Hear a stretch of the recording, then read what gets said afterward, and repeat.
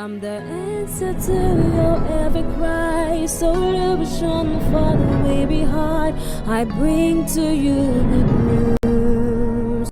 Mlaleli egameni lenkosi yethu Jesu Kristu angikwemukeleke nalamhla ehlelweni lokufunza incwadi yethu yemihla ngemihla lokuyi-Rhapsody yemaqiniso ibhalwe nguye umfundisi Chris Oyakhilome DSC DSCDD.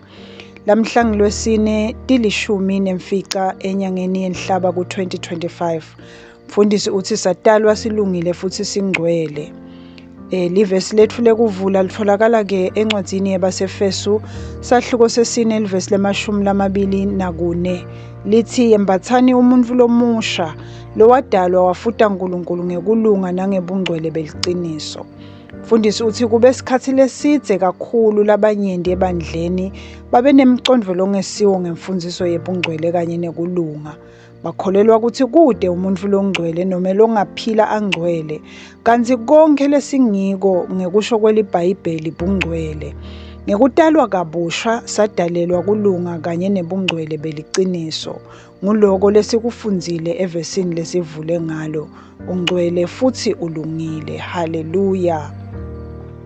Imfundiso yebungcwele eBhayibhelini kusukela eTestamenteni lelidzala kuya eTestamenteni lelisha ayikho ngekuthi wendani kodwa ingebunguwe bakho kanye nalapho ukhona khona. Ngumuntu longcwele kuphela longaphila bungcwele uma beungakhona beungayuze umdzinge Jesu. Mfundisi uthi kuyafanana nekulunga.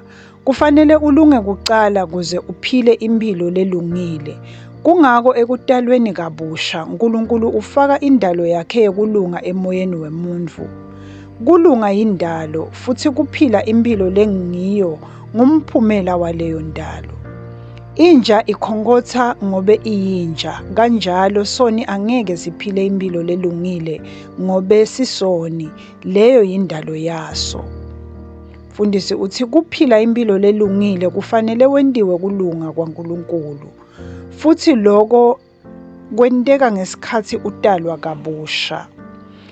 Kuba seKorinte besibili sahluko sesihlanu livesi le-21 uthi Kristu abengenasono noko uNkulunkulu wamenda ukuthi abe sono ngenxa yethu kuze kuthi ngaye semukeleke kuNkulunkulu ukuthi silungile. Ngako ke kulunga akusiyo intfo loyizuzako. Bantfu bayakhathateka kuba ngilabalungile ngobe beswele lwati lolungilo lwelivi laNkulunkulu. Haleluya. Mfundisi uthi kulunga ngekusho kowabaseRoma besihlanu livesi le-17 sipho saNkulunkulu kuyindalo.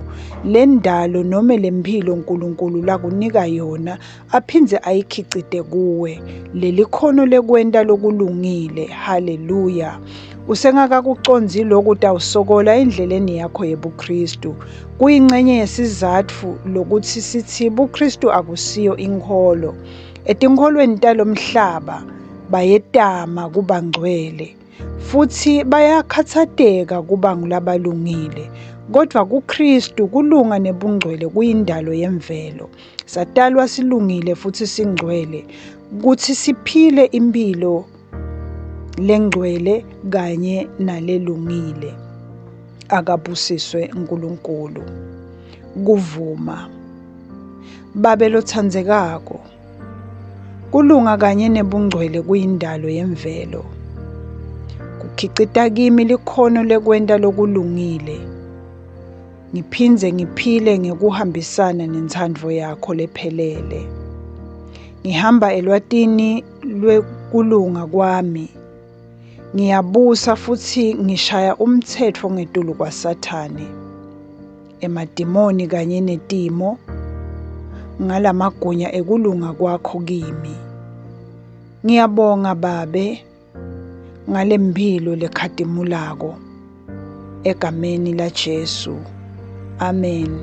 Kuchubeka nesifundvo kemlaleli sitawufunza incwadzi yabaseRoma sahluko sesihlanu livesi le-17 sifunze kuba se-Efesu sahluko sekucala livesi lesine kanye nencwadzi yamaHebheru sahluko sesithathu livesi lekucala. bese sesibake nehlelo lokufundza iBhayibheli ngeminyaka munye. Lamhla kufundwa incwadzi yemisebenti yebapostoli sahluko sesiphohlongo livesi lemfica kuya evesini le-40, kanye nencwadzi yesibili yetikronike sahluko se-33 kuya esahlukweni se-34. Bese sesiba neluhlelo lokufundza iBhayibheli ngeminyaka lemibili. Lamhla sifundza incwadzi yaLuka sahluko sesibili livesi le-21 kuya evesini le-32, kanye nencwadzi yaDeuteronomy sahluko se-17. Ngiyakholwa ke mlaleli ukuthi ubusisekile sisafundza sifundvo setfu salomuhla. Inkosi ikubusise mlaleli.